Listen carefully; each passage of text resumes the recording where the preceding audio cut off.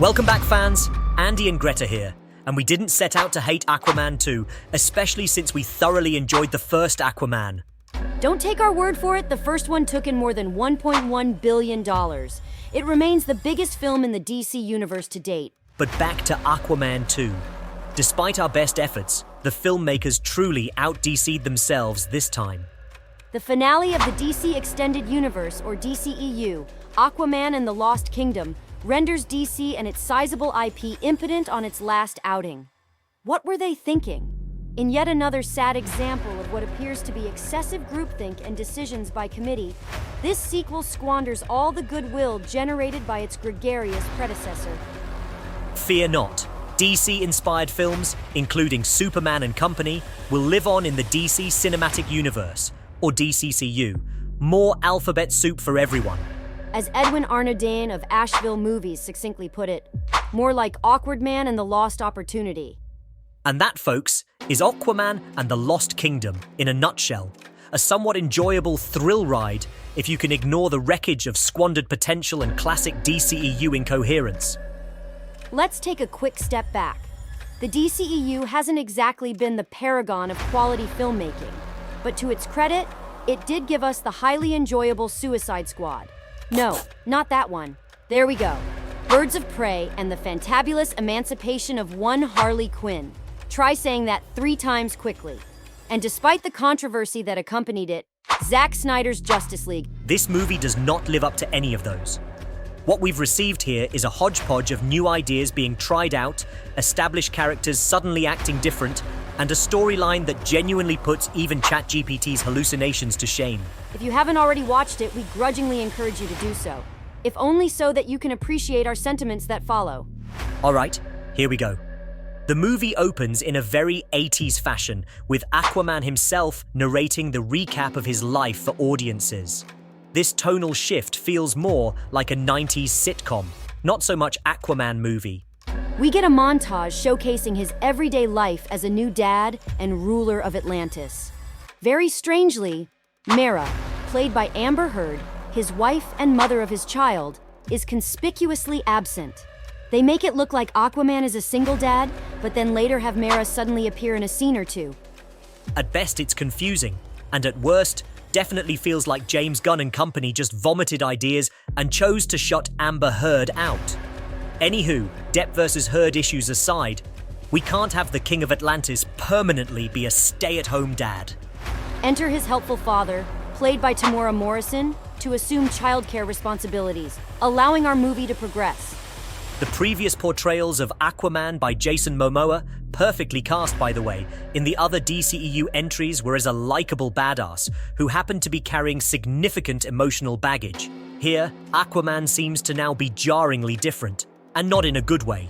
Momoa plays him this time as a goofball who is obnoxious and annoying, seemingly unburdened by any real-world issues requiring seriousness.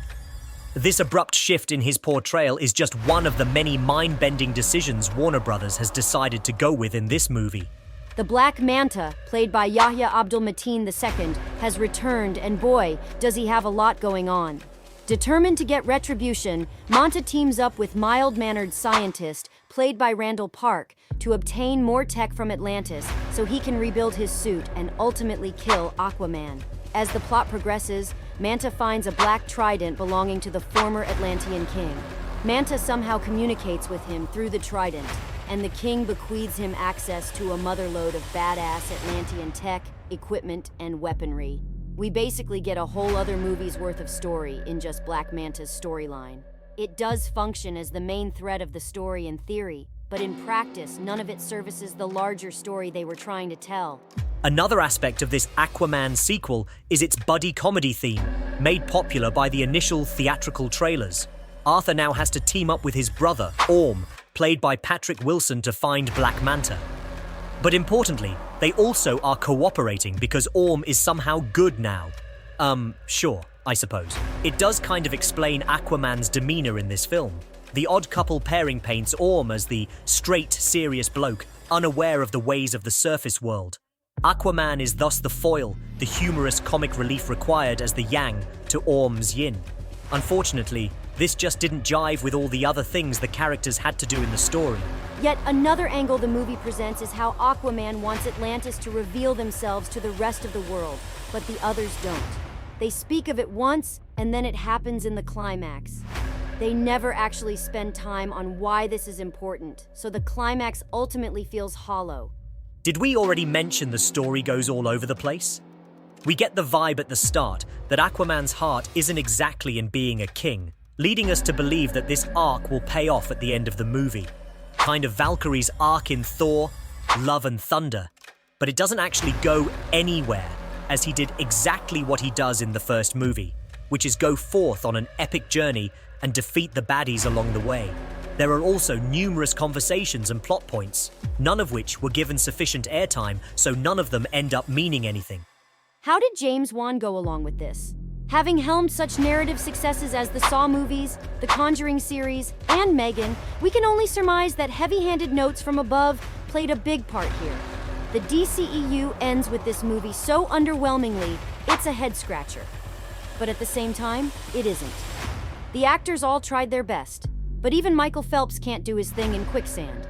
Here's Shah Shahid from Nerdspin's take, which resonated with us.